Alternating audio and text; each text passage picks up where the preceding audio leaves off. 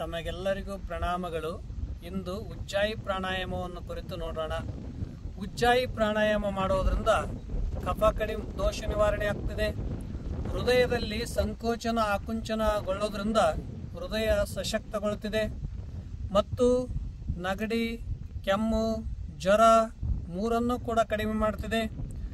ಇದು ಪ್ರಾಣಾಯಾಮವನ್ನು ಮಾಡೋದ್ರಿಂದ ನಮ್ಮ ಮತಿಯೊಳಗೆ ಅಂದರೆ ತಲೆಯೊಳಗೆ ನಾಡಿಗಳ ವೈಬ್ರೇಷನ್ ಆಗೋದ್ರಿಂದ ಸ್ಮರಣ ಶಕ್ತಿ ಮತ್ತು ಏಕಾಗ್ರತೆ ಶಕ್ತಿ ಕೂಡ ಹೆಚ್ಚಾಗ್ತಿದೆ.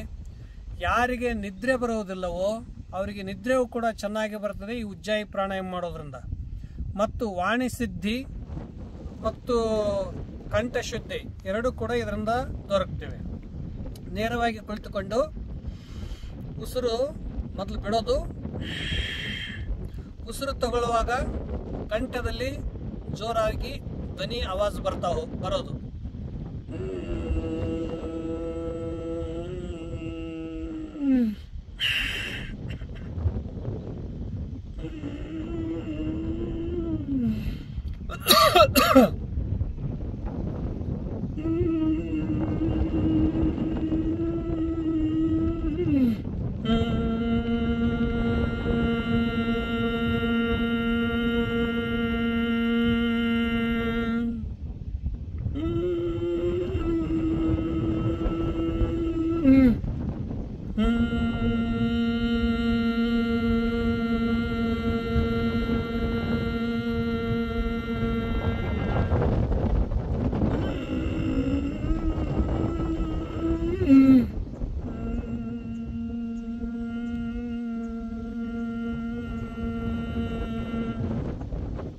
ಈ ಪ್ರಕಾರವಾಗಿ ಉಜ್ಜಾಯಿ ಪ್ರಾಣಾಯಾಮ ನಮ್ಮ ಶಕ್ತಿಗನುಗುಣವಾಗಿ 5, 10, 50 ಸಲದವರೆಗೂ ನಾವು ಮಾಡಬಹುದು.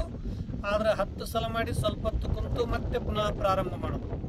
ಇದು ಉಜ್ಜಾಯಿ ಪ್ರಾಣಾಯಾಮ ಮಾಡುವ ವಿಧಾನ ಮತ್ತು ಇದರಿಂದ ಆಗುವ ಲಾಭಗಳು. ತಮಗೆಲ್ಲರಿಗೂ ಧನ್ಯವಾದಗಳು.